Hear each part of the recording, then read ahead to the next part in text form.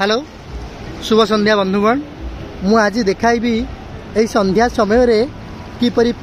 गंगा किनार रे मु उपस्थित रही गंगार जो परी कलकल नादिनी अति सुंदर झरझर नादरे कलकल नादरे बही चली पतित पावनी गंगा यही देखंतु दुई पार्श्वरे हिमालयर उच्च उच्च पर्वत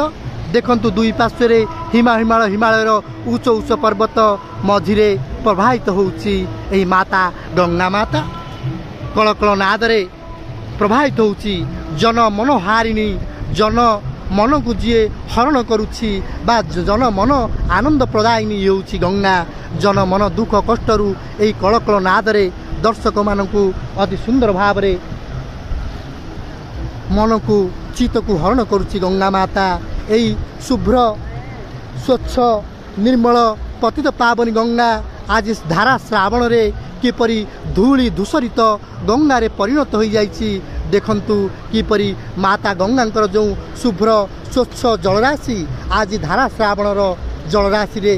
जो धारा श्रावण मासर जो पहाड़ पर्वतर झरी आसुथुबा जलराशि मिसी माता गंगांक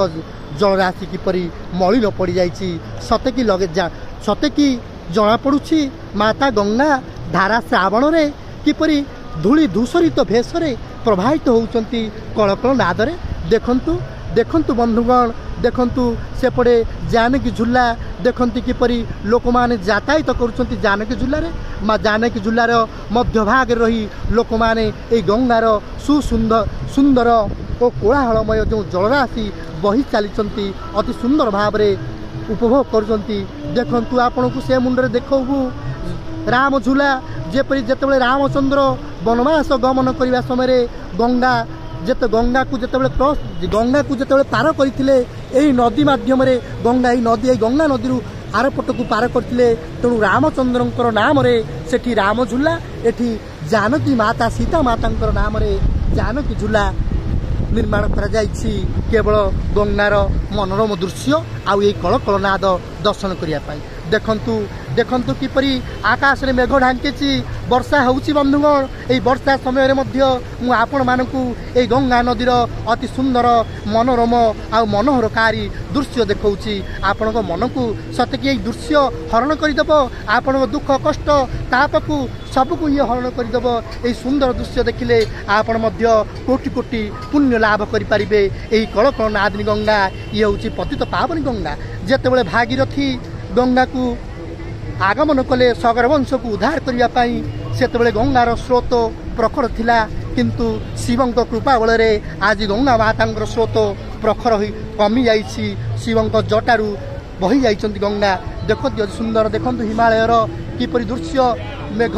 चतुर्पार्श्व मेघ ढांकी रही हिमालय रे देखंतु ये हूँ माता गंगा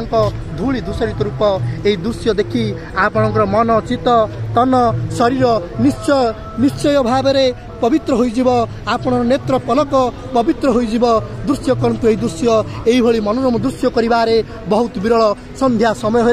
यही दृश्य देखिबा बहुत विरल बंधुगण यही दृश्य को देखंतु उपभोग करंतु और आपणकर बंधु मानकू शेयर करंतु आपण पुण्य अर्जन करंतु एही माता गंगांकर जलराशि देखाई आपण पुण्यवान हुंतु एतिकी कही मु शेष करूछि।